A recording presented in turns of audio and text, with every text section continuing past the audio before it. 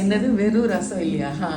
வெறும் ரசம் இல்ல, எண்ணெய், கடுகு, பூண்டு, மிளகு, சீரகம், உப்பு, காரம் எல்லாம் போட்டு மசாலா மாதிரி தான் வச்சேன்.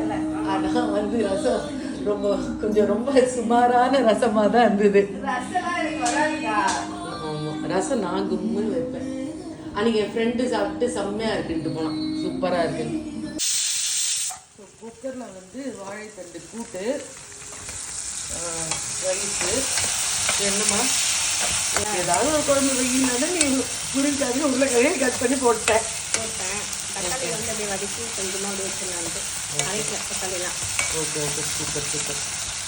இதுதான் வந்து நம்மளோட இன்றைய சமையல்.